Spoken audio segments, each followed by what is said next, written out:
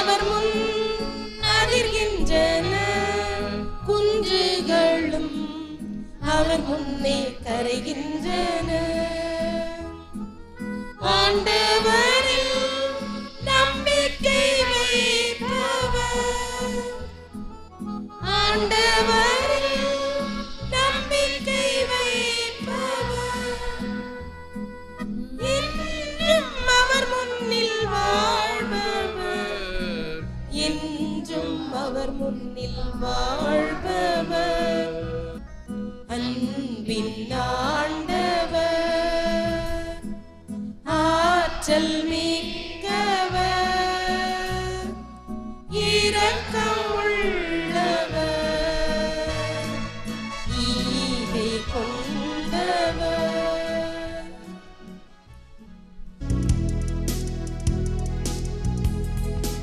ஆண்டவரே, என்னை நீர் காத்தருளும். உம்மிடம் அடைக்கலம் நான் புகுந்தேன். என் கடவுளாகிய ஆண்டவரே, உம்மிடம் அடைக்கலம் புகுந்தேன்.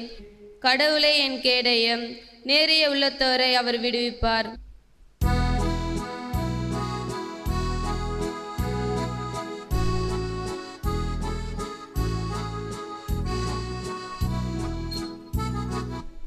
தம் ஒரே மகன் மீது நம்பிக்கை கொள்ளும் எவரும் அழியாமல் நிலைவாழ்வு பெறும் பொருட்டு அந்த மகனையே அளிக்கும் அளவுக்கு கடவுள் உலகின் மேல் அன்பு கூர்ந்தார்.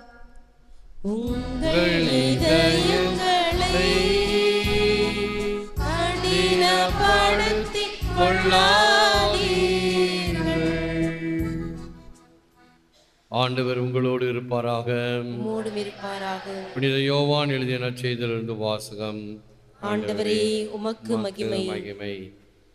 அக்காலத்தில் யூதர்களின் திருவிழா கூட்டத்தில் சிலர் இயேசுவின் வார்த்தைகளை கேட்டு, வரவேண்டிய இறைவாக்கினர் உண்மையில் இவரே என்றனர். வேறு சிலர் மெசியா இவரே என்றனர். மற்றும் சிலர், கலிலேயாவில் இருந்தா மெசியா வருவார், தாவீதின் மரபிலிருந்தும் அவர் குடியிருந்த பெத்லகேம் ஊரில் இருந்தும் மெசியா வருவார் என்றல்லவா மறைநூல் கூறுகிறது என்றனர். இப்படி அவரை குறித்து மக்களிடையே பிளவு ஏற்பட்டது. சிலர் அவரை பிடிக்க விரும்பினர், ஆனால் யாரும் அவரை தொடவில்லை. தலைமை குருக்களும் பரிசேயர்களும் அனுப்பியிருந்த காவலர்கள் அவர்களிடம் திரும்பி வந்தார்கள். அவர்கள் காவலர்களிடம், ஏன் அவனை பிடித்து கொண்டு வரவில்லை என்று கேட்டார்கள். காவலர் மறுமொழியாக, அவரை போல எவரும் என்றுமே பேசியதில்லை என்றனர். பரிசேயர் அவர்களை பார்த்து, நீங்களும் ஏமாந்து போனீர்களோ? தலைவர்களிலாவது பரிசேயர்களிலாவது அவனை நம்புவோர் யாராவது உண்டா? இம்மக்கள் கூட்டத்துக்கு திருச்சட்டம் தெரியாது, இவர்கள் சபிக்கப்பட்டவர்கள் என்றனர். அங்கிருந்து பரிசேயருள் ஒருவர் நிக்கோதேமு, அவர் முன்பு ஒரு நாள் இயேசுவிடம் வந்தவர். அவர் அவர்களிடம், ஒருவரது வாக்குமூலத்தை கேளாது அவர் என்ன செய்தார் என்று அறியாது ஒருவருக்கு தீர்ப்பளிப்பது நமது சட்டப்படி முறையாகுமா என்று கேட்டார். அவர்கள் மறுமொழியாக, நீரும் கலிலேயரா என்ன? மறைநூலை துருவி ஆய்ந்து பாரும், அப்போது கலிலேயாவிலிருந்து இறைவாக்கினர் யாரும் தோன்றுவதில்லை என்பதை அறிந்து கொள்வீர் என்றார்கள். அவர்கள் ஒவ்வொருவரும் அவரவர் வீட்டுக்கு சென்றார்கள். இது கிறிஸ்து வழங்கும் வாழ்வு தரும் நற்செய்தி. கிறிஸ்துவே உமக்கு புகழ். No one has ever spoken like him. அவரை போல எவரும் என்றுமே பேசியதில்லை. அன்பான சகோதர சகோதரிகளே, அன்பான பிள்ளைகளே, அன்பான தொலைக்காட்சி நேய விசுவாசிகளே, the Nazarene spoke of a longing that lodged in the heart. கலில் கிப்ரான் தன் இதயத்தில் பொதிந்து கிடந்த வாஞ்சையையே நசரேனாகிய இயேசு பேசினார். உள்ளத்தின் நிறைவால் வாய் பேசும் என்பதும் நற்செய்தி. எந்த தாக்கத்தால் நாம் நிறைந்திருக்கிறோமோ அந்த தாக்கம் நம்முடைய சொற்களில் வெளிப்படும். இயேசுவினுடைய பணி நன்மை, நன்மைத்தனம், நன்மையின் சொரூபம். ஆகவே அவரை த மாஸ்டர் ஆஃப் மாஸ்டர்ஸ், மாஜிஸ்டர் மாஜிஸ்டோரும், ஆசிரியருக்கெல்லாம் ஆசிரியராக விளங்கக்கூடியவராக நம் ஆண்டவர் இயேசு கிறிஸ்து விளங்குகிறார். அவரிடம் கண்டிப்பு உண்டு, அவரிடம் பரிவு உண்டு, அவரிடம் கருணை உண்டு, அவரிடம் மற்றவர்களிடம் இல்லாத ஒரு தனிப்பெரும் பண்பு. யாரெல்லாம் ஒதுக்கப்பட்டவர்களோ, கடைநிலையில் இருப்பவர்களோ, the last, the least and the last என்று நாம் ஏற்கனவே பார்த்தோம். இவைகள்தான் இயேசுவுக்கு முன்னுரிமை. ஒரு முறை என்னிடம் ஒரு சிபாரிசு கடிதம் வாங்க ஒரு வந்திருந்தார். நான் பசிலிக்காவில் இருக்கும் பொழுது அவர் எனக்கு முடி வெட்டுபவர், பஸ் ஸ்டாண்டுக்கு ஏத்தாப்பில் இருக்கிற கடையில் முடி வெட்டுபவர். அவர் லோயலா காலேஜில் விண்ணப்பத்திருந்தார். என்னிடம் வந்தார். அதில் எனக்கு யாரும் தெரியாது. என்னுடைய சந்ததியிலே என்னுடைய பையன்தான் முதல் ஒரு பட்டதாரியாக ஆக்க விரும்புகிறேன். விண்ணப்பம் எழுதினேன், ஒன்றும் பதில் வரவில்லை. தாங்கள் சிபாரிசு செய்ய முடியுமா என்று கேட்டார்கள். சிபாரிசு எல்லாம் செல்லாது, எத்தனையோ பேர் இருப்பாங்க, பெரியவங்க, பிஷப்ஸோடைய ரெக்கமெண்டேஷன்ஸ் எல்லாம் இருக்கும். ஆகவே தனிப்பட்ட முறையில் ஒரு ஃபாதருடைய ரெக்கமெண்டேஷன் எடுபடாது. ஆனால் ஒரு வழி இருக்கிறது எனக்கு தெரிந்து. அந்த வழியிலே நான் ஒரு கடிதம் எழுதுகிறேன் என்று சொல்லி ஒரு கடிதம் எழுதினேன். தந்தையே, இவர் ஒரு முடித்திருத்தும் நிலையத்தில் வேலை செய்பவர். இவருடைய மூத்த மகன் முதல் தலைமுறையிலே ஒரு பட்டதாரியாக விரும்புகிறார். இவருக்கு இடம் அளிக்க வேண்டுகிறேன் என்று கடிதம் எழுதி அனுப்பினேன். அடுத்த கடிதத்தில் அட்மிஷன் கிராண்டட் என்று வந்தது. அந்த அட்மிஷன் கார்டை எடுத்துக்கிட்டு ஓடி வந்து என் காலில் விழுகிறார். என் காலில் விழாது. மனிதர்கள், இறைவனுடைய செயல். ஆண்டவர் இயேசு கிறிஸ்துவினுடைய முன்னுரிமை இதுதான். நிறுவனங்கள் இதற்கு முன்னுரிமை உண்மையாக இருப்பின் நிச்சயமாக தரும் என்பதற்கு இது ஒரு சான்று. இயேசுவினுடைய தனிப்பண்பும் அவருடைய மனப்பான்மையும் இதுதான்.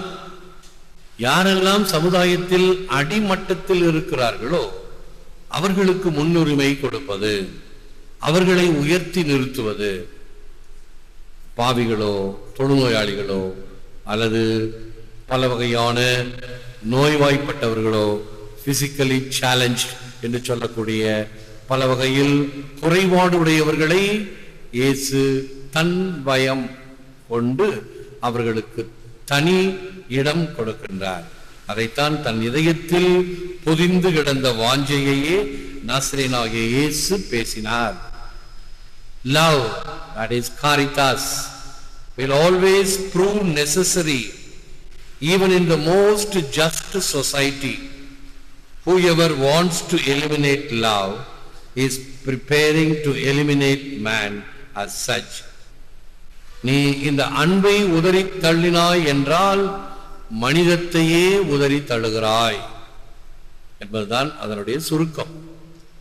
ஆக மனித தன்மை என்பது இறையன்பும் பிறரன்பும் சேர்ந்திருப்பது. நீதி நியாயம் கொண்ட சமுதாயத்தின் மத்தியிலும் அன்பு எப்பொழுதும் தேவை. அன்பை ஒழிக்க விரும்புதல் மனிதனையே அழிப்பதற்கு சமம். Who knows not and knows not he knows not, he is a fool, shun him. Who knows and knows that he knows he is wise, follow him. தனக்கு தெரியாது என்று தெரியாதவன் மூடன், அவனை விலக்கு. தனக்கு தெரியும் என்று தெரிந்தவன் அறிவாளி, அவனை பின்பற்று. பல காரியங்களை நாம் அறிந்து தெரிந்து, நேற்று சொன்னது போல ஐயம் தெரிவு அற கற்றல், பார்ப்பதற்கும் கேட்பதற்கும் ஒரு வகையாக இருக்கும். ஆனால் அதை புரிந்து கொள்ளுதல் என்பது வேண்டும். Dukes and just men are usually not snobs because both are free of social pretension. It is the people in the middle who become snobs. பிரபுக்களும் கூலி வேலை செய்பவர்களும் ஜாதி வெறியர்கள் அல்ல. அவர்களிடம் சமூக போலித்தனமும் இல்லை. இடைப்பட்ட மக்கள் தான் ஜாதி அகந்தை கொண்டவர். அவர்கள் பிற மக்களை தன் விருப்பத்திற்கு பகடைக்காயாக பயன்படுத்துகின்றனர். இந்த இடைப்பட்டவர்கள் இருக்கிறாங்களே, குண்டு சட்டிக்குள்ளார குதிரை ஓட்டிக்கிட்டு குழப்பிய குட்டையை குழப்பிக்கொண்டு, அது ஜாதி வர்ணமோ சமய வர்ணமோ மொழி வர்ணமோ இன வர்ணமோ ஏதாவது ஒன்றை தூண்டிவிட்டு கொண்டு அதன் வழியாக ஆதாயத்தை கடைபிடிப்பவர்கள். இவங்களாலதான் பிரச்சனை. எப்பொழுது இவர்களை இனம் கண்டுகொள்கிறோமோ அப்பொழுதுதான் நாம் ஒரு நீதி நியாயம் நிறைந்த சமுதாயத்தை உருவாக்க முடியும். Snobs are forever trying to climb over other people, and what propels them forward is that there are always more people to be climbed over. ஒருவர் ஒருவரை மிஞ்சிக் கொண்டு வாழ்வது என்பது இந்த சமுதாயம். அவங்களுக்கு சொல்லியிருக்கிற இந்த நண்டுகள் என்ன செய்யும்? எந்த நண்டையும் மேலே ஏற விடாது. ஒரு நண்டு மேலே ஏறிச்சுன்னா அந்த நண்டு அடுத்ததை பிடிச்சி கீழே இழுத்துரும். இதுதான் நண்டுகளுடைய தன்மை. உண்மை, யாராவது ஒருத்தர் முன் வந்தால் அதை ஏதாவது சொல்லி கிளச்சு அதை ஒரு வகைப்படுத்தி அமுக்கிவிட வேண்டும், நாசமாக்க வேண்டும், ஒன்றுமில்லாமையாக்க வேண்டும் என்கின்ற வகையில் இருப்பவர்கள் ஏராளம். இவர்களுக்கும் மத்தியில் நான் வாழ வேண்டும் என்றால் அதற்கும் ஒரு உதாரணம் இருக்கிறது. கடலிலே பாருங்கள், எல்லா வகை மீன்களும் வாழ்கின்றன, திமிங்கலங்களும் வாழ்கின்றன, சிறு குட்டி மீன்களும் வாழ்கின்றன. அந்த குட்டி மீன்கள் என்ன செய்ய வேண்டும்? ஆபத்தை விலக்கி எங்கே ஆபத்தில்லாத இடத்தில் அவர்கள் இருந்தால் அதற்கு பயமில்லை. நாசமின்றி நம்மை நிதம் காப்பார், நம் அகந்தையை நாம் கொன்றுவிட்டால் என்பது பாரதியாருடைய வார்த்தைகள். நாசமின்றி நம்மை நிதம் காப்பார். எத்தகைய அழிவும் நமக்கு வராது எப்பொழுது நம் அகந்தையை நாம் கொண்டு விட்டால். அகந்தை, இருமாப்பு, ஆணவம், ஈகோ இவைகள்தான் நம்மை அழிக்கின்றவைகள். Do not judge and you will not be judged. பிறரை தீர்ப்பிடாதீர்கள், நீங்களும் தீர்ப்பிடப்பட மாட்டீர்கள் என்பது நற்செய்தி. நாம் வாழ்க்கையில் பயன்படுத்தக்கூடிய வார்த்தைகளில் 6 வகையான இம்பார்ட்டன்ட் வேர்ட்ஸ், இவைகளை அடிக்கடி நாம் பயன்படுத்துதல் சாலச் சிறந்தது. 6 வார்த்தைகள். I admit that I was wrong. You did a great job. What do you think? Could you please? S'il vous plaît, Frenchல. Thank you. ஒரே வார்த்தை. The least important word, I, capital letter. முக்கிய விதிகள் 6. நான் தவறு செய்தேன் என ஏற்றுக்கொள்கிறேன். 5. நீ சிறந்த செயல் செய்தாய். 4. நீங்கள் என்ன நினைக்கிறீர்கள். 3. தயவு செய்து, ப்ளீஸ். 2. நன்றி. ஒரு முதல் கடைசி நான் என்பது மிகவும் முக்கியமற்ற வார்த்தை. ஆனால் இதைத்தான் நாம் மிக மிக அதிகமாக பயன்படுத்துகிறோம். இத்தகைய பின்னணியில் செபிப்போம், முழந்தாள் இருப்போம். Lord Jesus, free us from the darkness of error. Guide us in your gentle mercy, for left to ourselves we cannot do your will.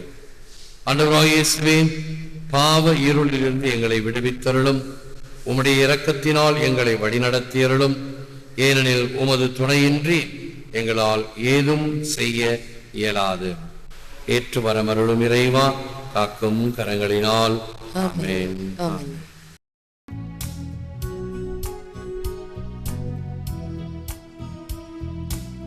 அழகிய கவிதையில் பாடிடுவேன், அவனில் அவர் புகழ் சாற்றிடுவேன்.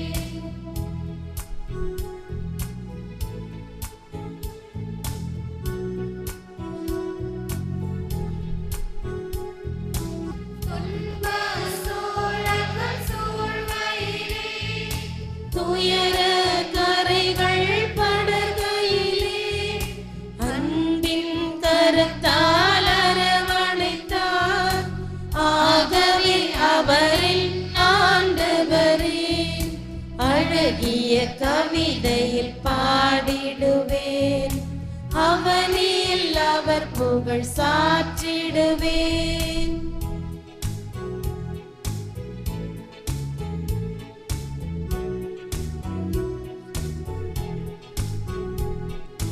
யாழில் நான் ஒரு இசை மீட்டி, யாகம் என ஒரு பாடலிலே இருளிலிருந்து மீட்டதற்கு என்னுள் நன்றி கூறிடுவேன். அழகிய கவிதையில் பாடிடுவேன். அவனில் அவர் புகழ் சாற்றிடுவேன். அழகிய கவிதையில் பாடிடுவேன். அவனில் அவர் புகழ் சாற்றிடுவேன். பிதாசுதன் பரிசுத்த ஆவியின் பெயராலே ஆமென். ஆமென். இயேசுவுக்கே புகழ். மரியே வாழ்க.